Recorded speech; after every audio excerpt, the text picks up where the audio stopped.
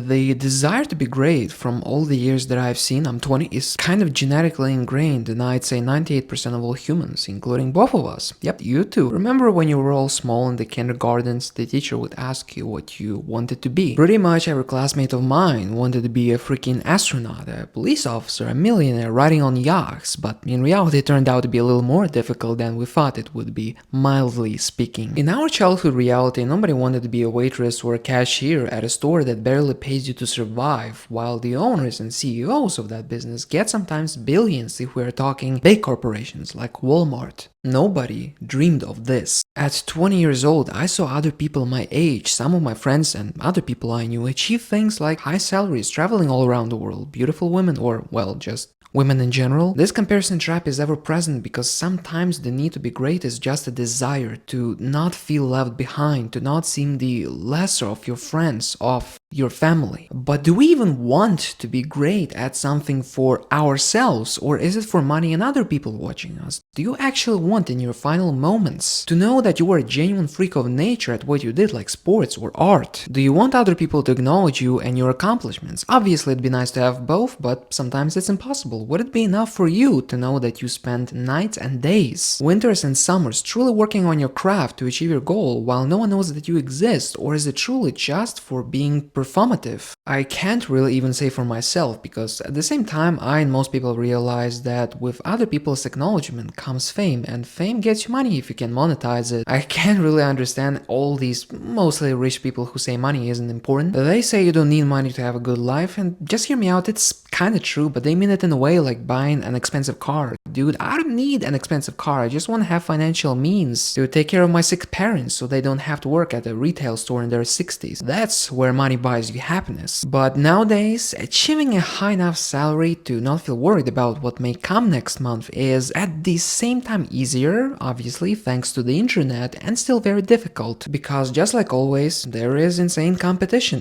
For normal people, achieving anything of value will be suffering. That's why most people stop at wanting. The desire is common, 98% have it like I said, but execution is maybe 2, because normal people have jobs, relationships, and other stuff that will influence you, that will give negative emotions to work for while trying to achieve something. Even before I graduated, while I was in school, in college, there were opportunities for me to study harder, work out more, try to talk to some of my pretty classmates, if you know what I mean. This is a real example of wanting but not doing. I knew that following through on that desire would make me happier even if I failed, but just like for hundreds of millions of people, my desire for being great in that moment remained just a desire. But school and college is a temporary step in your life. At that point, you are kinda on easy mode. Everything is paid for by your parents. Whenever you need something solved, it's most likely your parents will take care of it, but when you reach the ripe age of 18 or 20, especially if you weren't lucky to be born in Western Europe or the US, you're on your own. You ain't got anything, no money, no advice, mostly no friends, no time, no nothing. The most important part is don't confuse being great for being important. You can live in a jungle in the middle of nowhere without anyone knowing that you ever existed, while being the best athlete on earth, being able to do 1,000 push-ups without stopping. That's being great. There is also being important. You can be a politician that hasn't done anything to improve the situation of his citizens while still being important, but not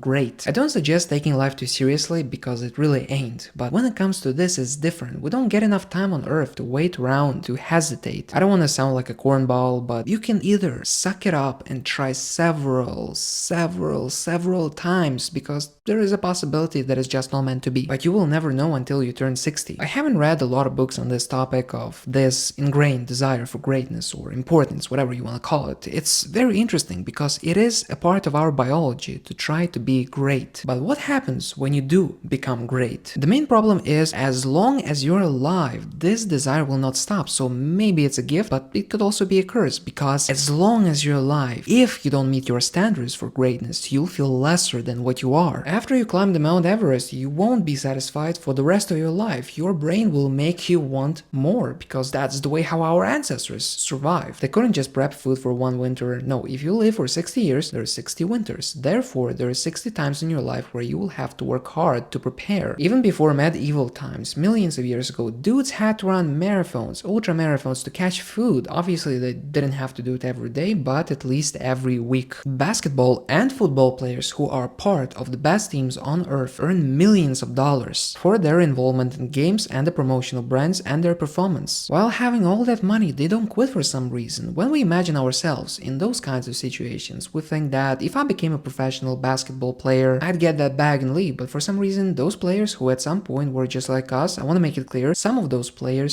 some of them were pretty poor, but after long years, they became who they became, and even though they have what it seems like infinite amount of money, they don't quit, because they know that playing football, playing basketball for them is the only way to show their greatness. I even remember how watching anime or TV shows where there were powerful characters with supernatural abilities would make me act like those characters when I was playing with other kids, because those dudes were cool, they were powerful, they had influence, they were great. I never understood how people can watch that TV show, it's called The Office or whatever, and it's like, what's interesting in there? You're literally watching dudes who are, well, in office. Have you ever been there? It's not a nice place. I'ma keep it a buck. I'm thinking it's easier to just abandon everything of little importance that you have, or, well, sell it on eBay and go live in the forest or the mountains. Cut a long story short, legalize nuclear bombs.